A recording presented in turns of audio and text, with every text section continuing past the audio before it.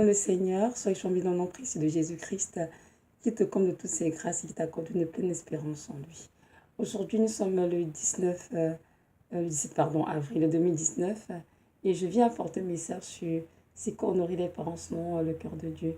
Le samedi 12 avril, le Seigneur donne le message là-dessus. Au début, j'étais un peu perplexe. Je me disais, Seigneur, mais comment voudrais-tu que j'aborde ce sujet, honorer les parents selon ton cœur? Et il m'a fait comprendre qu'il aimerait que j'apporte un enseignement dessus pour pouvoir apporter des corrections aux enseignements erronés qu'ont reçus beaucoup de ces enfants et qui pensent qu'honorer les parents, c'est transgresser les commandements du Seigneur, alors que ce n'est pas du tout cela. Donc, dans cette vidéo, nous allons parler de nom en large pour voir exactement c'est quoi honorer les parents sur le cœur de Dieu, à donner la parole de Dieu, et aussi quels sont les enseignements erronés que nous devons laisser tomber afin de glorifier Dieu dans notre corps, dans notre esprit, qui appartiennent au Seigneur. Donc, c'est ça. Nous allons aller dans la parole directement, dans Exode 20, verset 12. Il est écrit ceci: honore ton père et ta mère, afin que tes jours se prolongent dans le pays que l'Éternel ton Dieu te demande. Ici, c'est l'un des 10 commandements que Moïse a reçu sur le mont Sinaï, lorsque Dieu lui a parlé.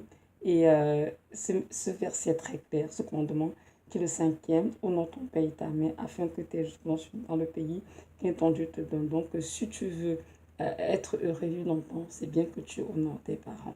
Et notre frère, l'apôtre Paul, l'a retranscrit ici en donnant aux Éphésiens, dans Éphésiens 6, versets 1 à 4. Je vais dire, ça dit ceci: enfants, obéissez à vos parents, sont le Seigneur, car cela est juste. Honore ton père et ta mère. C'est le premier commandement avec une promesse, afin que tu sois heureux et que tu vives longtemps sur la terre. Et vous, pères, n'irritez pas vos enfants, mais élevez-les en les corrigeant et en les instruisant sans le Seigneur. Parole du Seigneur. Donc, le second commandement qui a été repris en Éphésiens 6, mais vraiment plus détaillé, montrer le contexte dans lequel les enfants doivent honorer leurs parents. Donc, ici, on dit au verset 1, enfants, obéissez à vos parents, sont le Seigneur. Donc, nous comprenons bien qu'il s'agit ici, en fait, des enfants qui, de manière générale, d'après le Seigneur, ont grandi dans des familles chrétiennes, qui ont été élevés par des parents chrétiens. Mais c'est toujours le cas dans toutes les sociétés. Donc, dans les sociétés, il y a divers types de familles. Il y a des enfants qui font des familles chrétiennes. Il y a des gens qui font des familles qui ne sont pas du tout chrétiennes. Et aussi des enfants qui grandissent et en cours de chemin, bien qu'ils viennent des familles non chrétiennes, mais dans le vieux Seigneur. Alors, ces enfants ne savent pas trop comment composer avec la parole de Dieu et les traditions et coutumes auxquelles ils ont été exposés depuis le jeune âge. Donc, très souvent, c'est cela, un enfant qui donne sa vie au Seigneur et ne sait plus trop qu'est-ce qu'il faut respecter, comment honorer papa et maman, sans toutefois blesser le Seigneur, comment marcher en fait dans la vérité tout simplement. Donc, cette vidéo vraiment vient apporter, comment dirais-je, quelques éclaircissements là-dessus, que nous comprenions bien que notre Dieu est un Dieu puissant, il est pur, il est saint, et que sa parole est éprouvée, elle est certaine, et elle ne contredit pas une ou toutes ses paroles. Donc, la parole de Dieu ne vient pas annuler un autre commandement du Seigneur, non. Ses paroles sont véritables et ont de sens dans nos vies. Il faut juste bien comprendre ce que Dieu est en train de dire à chacun d'entre nous. Donc voilà, c'est ça. Donc, comme je disais tout à l'heure, obéissez à vos parents sont le Seigneur. Donc ça dit que nous devons faire ce que nos parents nous demandent, donc que cela soit conforme aux saintes écritures. Il est vrai que lorsqu'on est tout petit enfant, je dirais, et même si c'était jusqu'à l'adolescence, très souvent on dit oui, et amène à tous les parents disent, hein, on est vraiment sur l'autorité parentale, on dit oui à tout ce qu'ils vont nous demander, parce qu'on craint les parents, on peut être puni, on peut être rejeté. Mais nous comprenons bien qu'à un certain âge, donc on devient adulte, et surtout pour ceux qui en cours aussi en contre le Seigneur, comprennent bien que les parents ont une autorité parentale, certes, mais que Dieu est au-dessus des parents, et que c'est important de prendre le temps de réfléchir, de discerner, de comprendre si ce qu'une demande est vraiment soumis à la parole de Dieu. Ce qu'une demande n'est pas conforme à la parole de Dieu, on ne doit pas le faire. Mais ce que la parole nous demande est conforme à la parole de Dieu, on doit obéir volontiers, sans problème. Donc, c'est à chacun de prier pour que Dieu le dirige, le guide et de demander cette grâce de saisir clairement de quoi il est question en fait. Donc voilà. Donc, ici, le verset 2 dit, honore ton père et ta mère, ce premier commandement avec une promesse. Est-ce que la promesse, afin que tu sois heureux et que tu vis longtemps sur la terre? Donc, c'est très clair. Si tu veux vivre sur la terre, il faut honorer ton père et ta mère. En tant que ce que tu fais pour eux soit évidemment conforme à la parole de Dieu. C'est très important. Verset 4 écrit, et vous, pères, n'héritez pas vos enfants, mais élevez-les en les corrigeant et en les instruisant dans le Seigneur. Donc, nous pouvons encore bien ici que le Seigneur demande aux parents de ne pas hériter leurs enfants, mais de les élever en les corrigeant et les extensions du Seigneur. Ça, c'est le cœur de Dieu depuis le début de la création. Hein. C'est que toutes les familles soient converties et que toutes les familles, les parents élèvent les enfants justement selon la parole de Dieu. Mais malheureusement, parce qu'on voit de nos jours, moi je viens d'une famille où, oui, on est à l'église catholique, mais c'était plus la religion qu'autre chose. C'est à l'âge de 21 ans que j'ai rencontré le Seigneur personnellement et que je commence à le suivre. Donc, on voit bien que les enfants ont été élevés selon les coutumes et traditions de leur peuple. Et lorsque ces enfants, justement, viennent au Seigneur, là, il y a un problème. Il faudrait qu'ils sachent la différence entre obéir à Dieu et honorer les parents aussi, sans toutefois transgresser les commandements de Dieu. Et ça, c'est pas toujours évident pour tous les enfants de Dieu. Donc voilà, c'est ça. Donc c'est ça. Donc en gros, honorer les parents, selon le Seigneur, c'est quoi? C'est petit un, les aimer, évidemment. Nous devons avoir l'amour pour nos parents. Biologique, l'amour agapé, comme Dieu nous recommande évidemment, un amour sans intérêt. Nous devons les aimer parce que Dieu nous demande d'aimer notre prochain comme nous-mêmes. Nos parents sont quelque part nos prochains, donc c'est à les aimer vraiment de manière désintéressée et d'être là pour eux. Nous savons tous que Dieu lui-même, il est amour, hein, et que l'amour est l'essence de la croix. Nous savons tous que c'est par amour que Dieu a donné son Fils unique à la terre afin qu'il croit en lui ne périsse point mais la vie éternelle. Donc si nous comprenons bien que celui qui dit qu'il aime le Seigneur aime automatiquement parce que en Dieu il n'y a point de ténèbres, point de haine. Donc l'amour fait partie intégrante de la vie du chrétien tout simplement. Et petit 2, honorer les parents, évidemment, c'est aussi de traiter avec respect, oui, la façon de leur parler, de nous tenir, de nous comporter. C'est important de le parler avec douceur, avec respect, vraiment de ne pas, comment dire, d'être déshonoré par nos paroles, par notre attitude, par nos actions. Euh, c'est important vraiment de les respecter, oui. Même s'il arrive que parfois nous sommes contrariés par des choses qu'ils auraient fait, c'est important de souligner cela, mais avec respect et douceur. Oui. C'est bien de dire cela. Mon petit 3 aussi, honorer les parents, c'est quoi? C'est prendre soin d'évidemment. La parole est très claire dessus. Nous prenons soin de nos parents. Nous devons être là pour eux, prendre soin d'eux financièrement, matériellement, selon nos besoins, prier pour eux, les soutenir dans la prière, les soutenir par nos conseils, par nos encouragements. Nous devons aussi être là pour eux, pour les aider vraiment dans les tâches ménagères à la maison, travaux domestiques, travaux champêtres pour certains.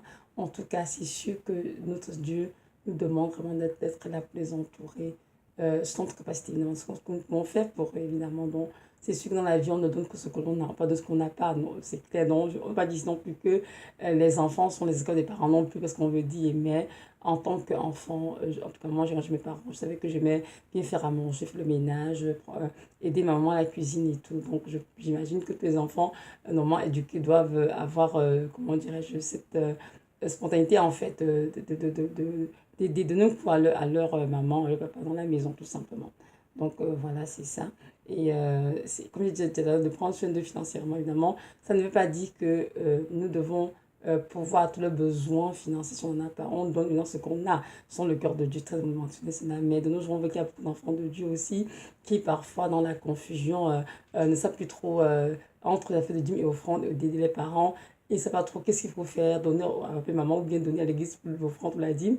Mais c'est vraiment de comprendre que Jésus-Christ est mort à la croix pour l'être humain et non pour un bâtiment qu'est l'église. Donc, notre prochain, s'il a un besoin et que nous avons de quoi lui donner, c'est important de pouvoir ce besoin, de dire qu'on va regarder cela, pour donner à l'église comme offrande ou comme dîme. Il ne faut pas faire ça, c'est parce que ce n'est pas du tout le cœur de Dieu. Quoique c'est qu'un peu de prédicateurs qui encouragent cette pratique abominable, comme quoi dépouiller vos familles, vos parents, vos maisons pour venir offrir à l'église comme offrande, comme dîme.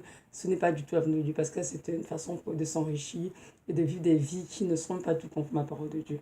Donc, nous allons aller dans Matthieu 15 et 15, des versets, je dirais, 4 à 6. Donc, ça dit ceci, car Dieu a dit, honore ton père et ta mère, et celui qui maudira son père et sa mère sera puni de mort. Mais vous, vous dites, celui qui dira à son père ou à sa mère, ce dont j'aurais pu t'assister est une offrande à Dieu, n'est pas une d'honorer son père ou sa mère. Vous annulez ainsi la parole de Dieu au profit d'autres traditions. Voyez-vous, ici, c'est dans un cadre précis où le Seigneur est en train de s'adresser aux pharisiens pour leur montrer en fait que les pharisiens utilisaient les traditions des anciens pour transgresser ses commandements. Ici, Dieu nous dit, ici, verset 4, que lui dit, honore ton père et ta mère, et celui qui maudira son père et sa mère sera puni de mort. Mais les pharisiens disent ceci aux enfants de Dieu, celui qui dira à son père ou à sa mère, ce que j'aurais pu te donner comme argent pour t'assister dans le besoin que tu as, non, je peux le donner comme offrande à Dieu, est en train d'honorer le Seigneur. Et ce n'est pas du tout stable dans le cœur de Dieu. Dieu n'a jamais dit de prendre de l'argent qui était mis de côté pour aider nos familles, pour soutenir nos parents, pour donner à l'église comme offrande. Donc c'est important vraiment que cela soit corrigé. Nous devons comprendre que Dieu nous appelle à donner des offrandes à l'église, à faire de l'aumône. C'est de le cœur de Dieu entièrement, c'est certain. Nous ne devons pas laisser nos parents qui sont en détresse, qui ont des besoins vraiment, qui ont des besoins spécifiques, des choses qui sont importantes. Je ne fais pas des choses de luxe plus pavaner, des choses qui ne servent à rien, non. Comme se nourrir, se vêtir, ou bien acheter des médicaments, des choses qui sont essentielles. On ne peut pas refuser de leur donner de l'argent pour cela parce qu'on prend cet argent pour aller à l'église donner comme offrande. Non, ce n'est pas du tout correct de Dieu et tout. Et c'est la raison pour laquelle Jésus-Christ était en train de reprimander les pharisiens pour cette pratique de ne plus faire cela et de ne plus dire aux enfants de Dieu ce dont tu as pu assister ta mère ou ton père est une offrande à Dieu. Non, laisse l'argent pour assister les parents, de nos parents, et l'offrande pour Dieu sera donnée en temps de ce qu'on aura, tout simplement. Donc voilà, si je voulais juste apporter un petit éclaircissement parce que c'est qu'autour de moi, j'ai vu ça j'ai vu cela beaucoup de fois, beaucoup de chrétiens qui ont de l'argent dans leur poche, qui voient leurs frères, ils sont en train de souffrir, en train de crever, de mourir de faim. Ils vont te dire non, je ne vais pas donner cela à cette soeur, à ce frère, parce que je garde cet argent pour ma dîme ou mon offrande. Et je vais vous rappeler ici que Jésus-Christ sur notre Golgotha pour l'être humain et non pour un bâtiment d'église.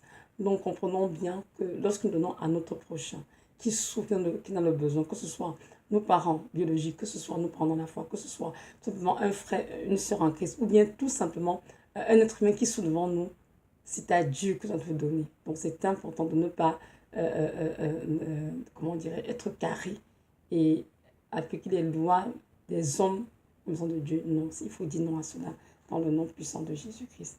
Donc c'est ça. Donc en fait, en gros, nos parents aussi prendre soin de vraiment, selon notre capacité financière évidemment, c'est certain. Et petit 4, honorer nos parents, c'est aussi obéir à nos parents. Oui, on dit ce verset 6, hein, obéir à nos parents sont le Seigneur évidemment. Donc comprendre que Dieu a donné à tous les parents une autorité parentale évidemment. Et c'est important d'obéir aux parents, surtout quand on est encore enfant, je dirais jusqu'à l'adolescence par là. Très souvent, on va écouter maman, on va faire tout ce qu'ils nous demandent parce qu'ils sont nos parents, on est encore tout petit, on ne sait pas grand chose, donc on fait ce qu'ils nous demandent. Mais dès qu'on arrive à l'âge où on est capable de discerner le bien du mal, d'être capable de réfléchir, de penser, de discerner, c'est sûr qu'on ne peut pas dire oui à tout ce qu'on vraiment nous demande, surtout quand les choses qui nous demandent sont contraires à la parole de Dieu. Assurément, il faut prendre position pour la vérité et refuser de les faire, tout simplement. Nous devons comprendre que, oui, les parents ont une autorité parentale qui ont été confiée au Seigneur, mais Jésus-Christ est notre Père céleste et c'est lui qui a l'autorité céleste, l'autorité suprême sur tout moment, sur toute chose.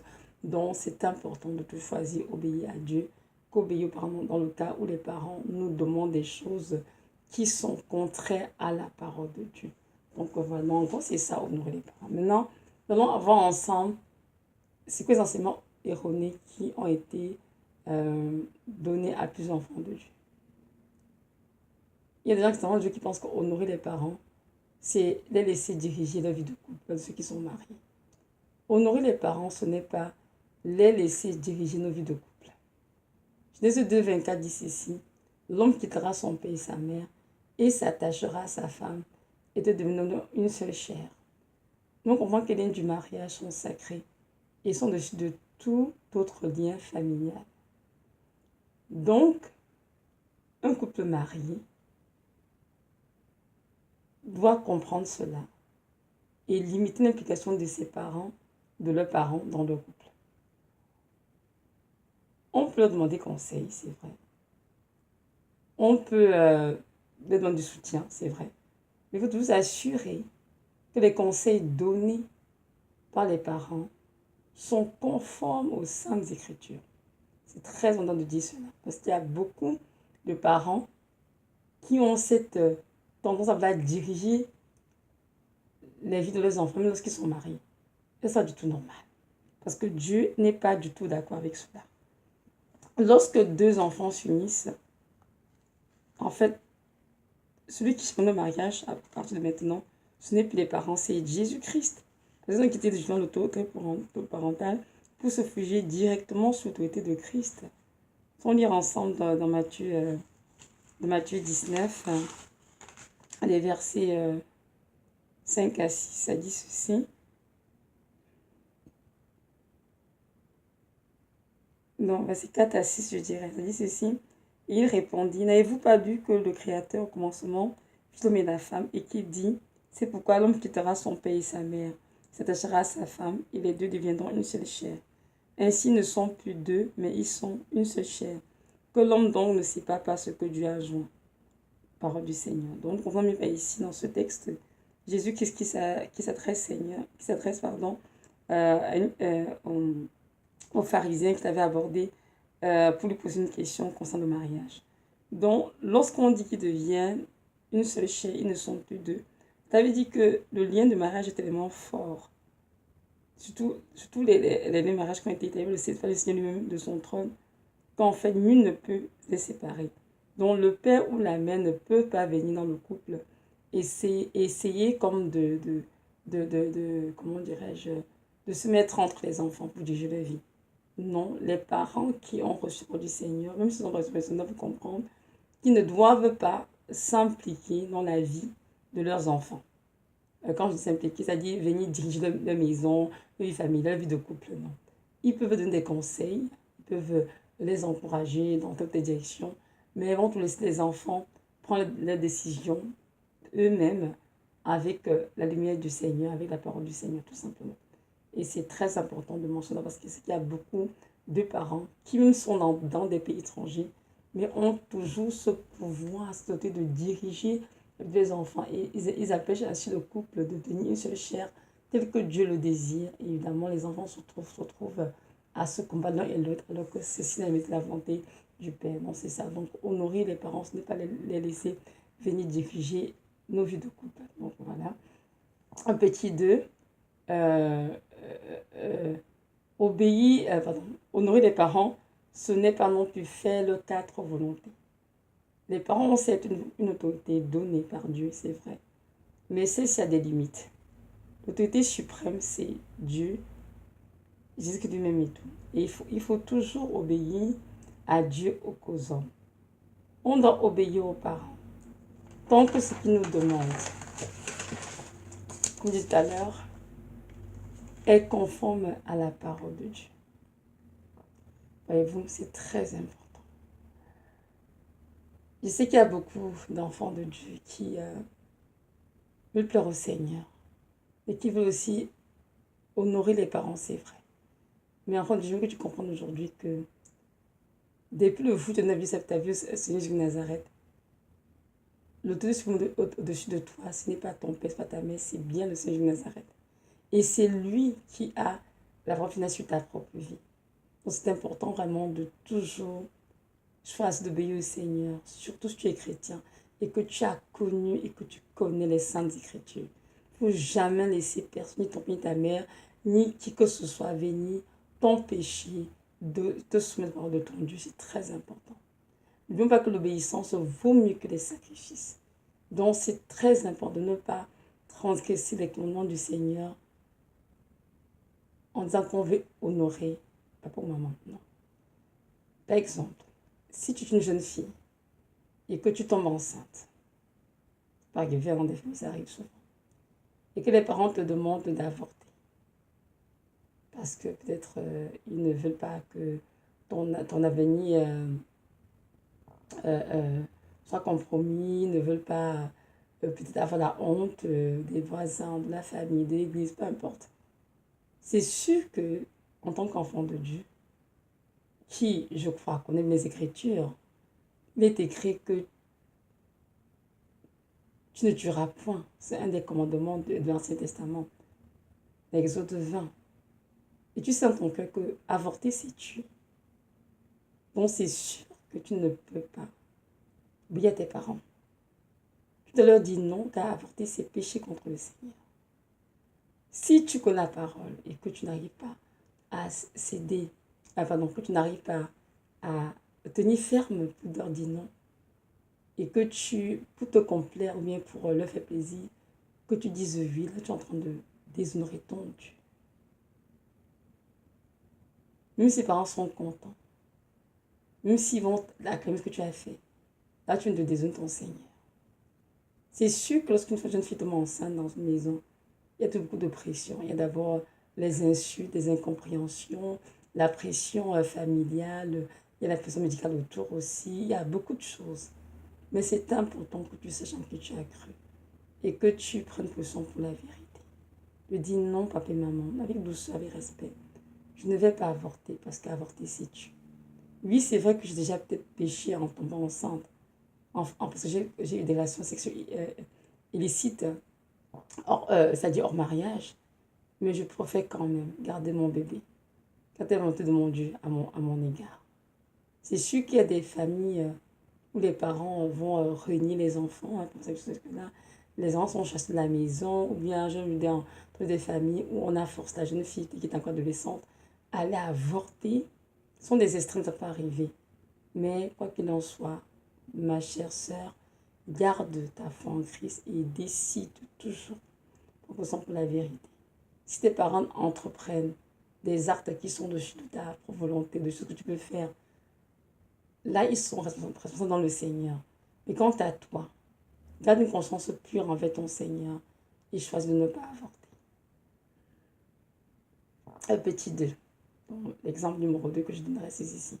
Le choix de ton futur époux, ta future épouse. C'est tellement de comprendre que c'est Dieu qui sait exactement qui est ta cote. C'est qui dans la parole, hein, je vois dans Genèse, on dit bien que c'est Dieu qui a créé Adam. Il a créé aussi Ève. Il a donc amené Ève à Adam et Adam a donc reconnu pour femme. Il les a donc unis pour les actes du mariage. Donc c'est de comprendre que ce n'est pas à toi ton futur époux, ta future épouse, ni à tes parents. Car Dieu sait exactement qui tu vas épouser parce que Dieu a pris cette personne pour toi avant la fondation du monde. C'est très important de comprendre ces choses. Donc, notre Dieu sait exactement avec quelle femme, avec quel homme tu seras heureux. Donc, ce n'est pas la peine de comment dirais-je, de suivre de côté pour te fier uniquement à ce que peuvent te dire tes parents. Non. Le Dieu du Seigneur est au-dessus de celle des parents. Car c'est lui qui est notre Père Céleste et à qui nous devons rendre compte de toutes choses dans notre vie ici sur terre. Le mariage est une institution divine qu'il ne faut pas prendre à la légère. Un mariage raté peut non seulement te sortir du plan divin, donc Dieu pour toi, et même te conduire en enfer.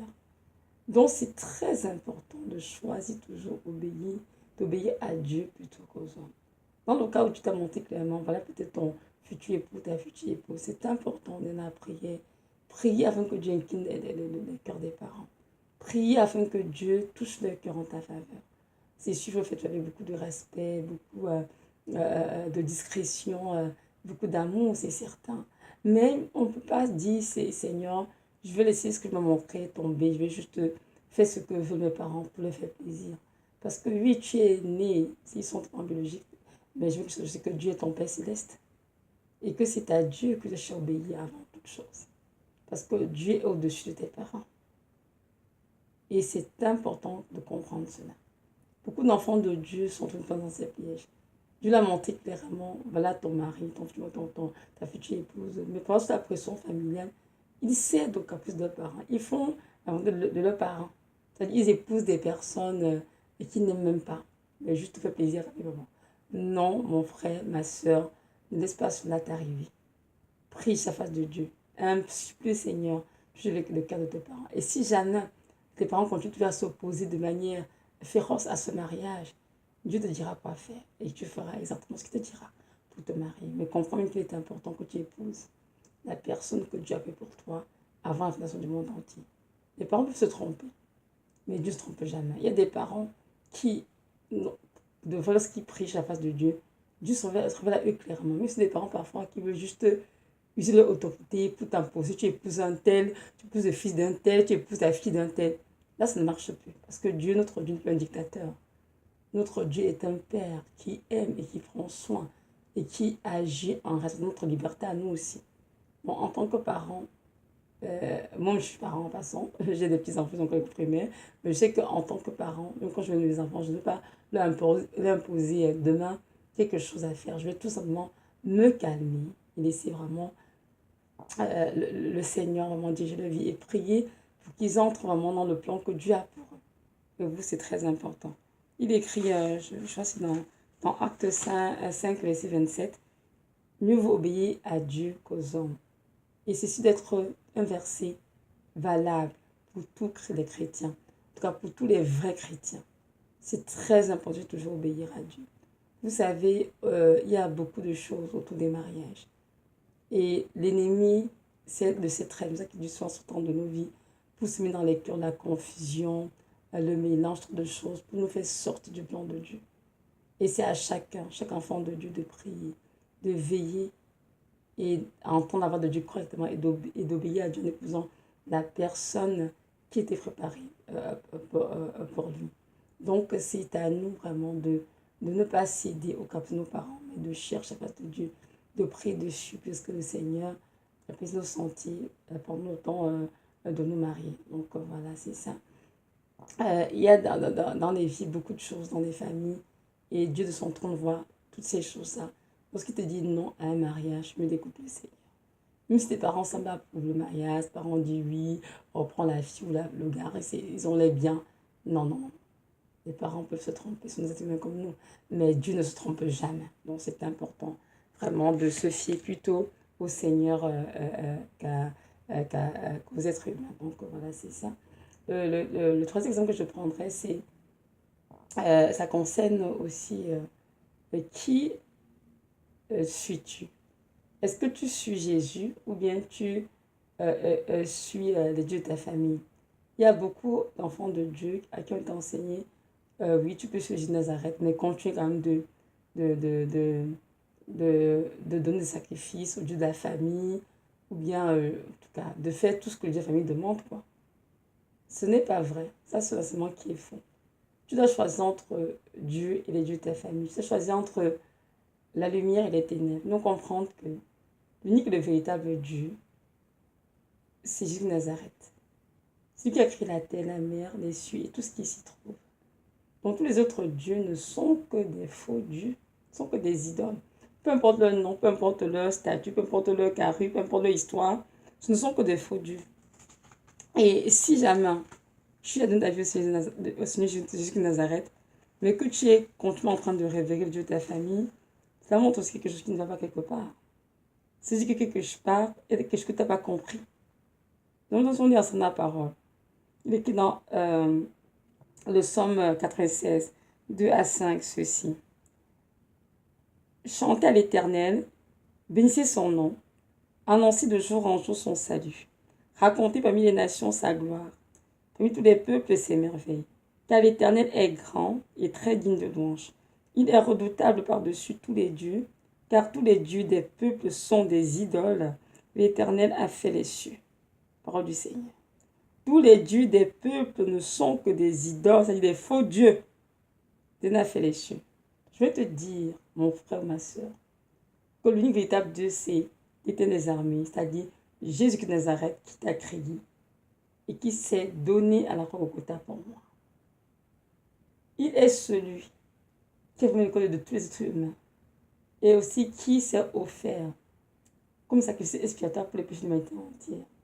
Jean 3,7 dit ceci, car Dieu a tant aimé le monde qu'il a donné son Fils unique afin que quiconque croit en lui ne périsse point mais qu'il ait la vie éternelle. Donc tous ceux et toutes celles qui prennent la décision de croire en lui ont la vie éternelle. Parce qu'il n'y a que Jésus-Christ qui était crucifié à la croix de Golgotha, l'humanité entière. Aucun autre faux Dieu. Depuis que nous lisons les livres, les historiens et tout, ou la théologie, n'ont vu nulle part un Dieu qui a été crucifié à la croix pour l'humanité. Donc je vais te dire que Jésus-Christ est le véritable Dieu. Donc ce ne sont pas tes parents qui ont décidé de quel Dieu tu vas suivre. Tu dois croire au Dieu qui se révèle à toi, c'est-à-dire Jésus de Nazareth. Tu dois choisir et ne pas les laisser te décourager. Si les parents que tu as t'encouragent à suivre le Seigneur de Nazareth, qui est dans le vrai Dieu, gloire à Dieu.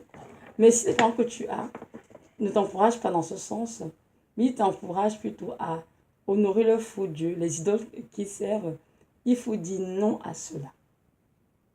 Il faut dire non à ça et choisir de suivre Jésus-Christ Nazareth, d'avoir une relation intime avec lui. Je peux te dire que beaucoup de personnes ici-bas n'arrivent pas à trouver leur destinée parce qu'ils sont concentrés sur des faux dieux de leur famille. Des dieux faits de bois, de pierre, de métal, comme des idoles en fait. Parce qu'on leur a caché qui est le véritable Dieu. Le véritable Dieu, c'est Jésus de Nazareth. Donc ne laisse pas tes parents te contraindre à suivre une idole, un faux Dieu qui va te faire leur coutume et tradition. Dis non à cela.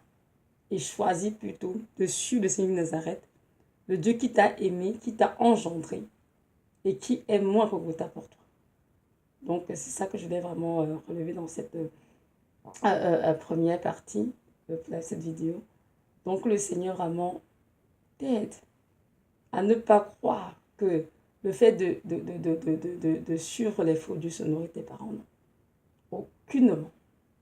Car c'est même Dieu comme Jésus qui a la parole, qui doit obéir à tes parents, sont le Seigneur. C'est-à-dire en suivant qu'est Dieu, le Seigneur de Nazareth, et non un faux Dieu. Donc, dès aujourd'hui, c'est important que tu saches cela, que en suivant les idoles de tes parents, tu ne fais aucun bien. Au contraire, tu es en train de te souiller alors que tu proclames appartenir au Seigneur de Nazareth. J'aimerais que tu saches que ton Dieu est un Dieu de lumière. Et il désire que tu le connaisses tel qu'il est. Et en lui, il n'y a point de ténèbres. Donc, en fait, je dis non à tous ces faux dieux. Allah, Krishna, peu importe, dragon, bien, Mohamed, peu importe le nom. Ce sont des faux dieux, des idoles, tout simplement. L'unique, le véritable Dieu, c'est Jésus de Nazareth, c'est lui que tu dois suivre toute ta vie si tu veux avoir une place au ciel pour l'éternité. Donc, c'est ça. Je crois que je vais devoir m'arrêter ici, cette première partie de cette vidéo. Je vais continuer la deuxième partie dans une autre vidéo parce que là, je suis en train de passer. Bon, je voudrais juste donc nous rappeler à tous que honorer les parents, ce n'est pas transgresser les commandements de Dieu Tout-Puissant que nous servons. Honorer les parents, ce n'est pas faire le quatre volontés, puisque le convoitise charnel, mais pour nous soumettre à leur coutume tradition. Mais honorer les parents, c'est faire tout ce qu'ils nous demandent, mais qui est conforme aux saintes écritures. Car n'oublions pas, celui qui nous a créé, c'est Jésus de Nazareth.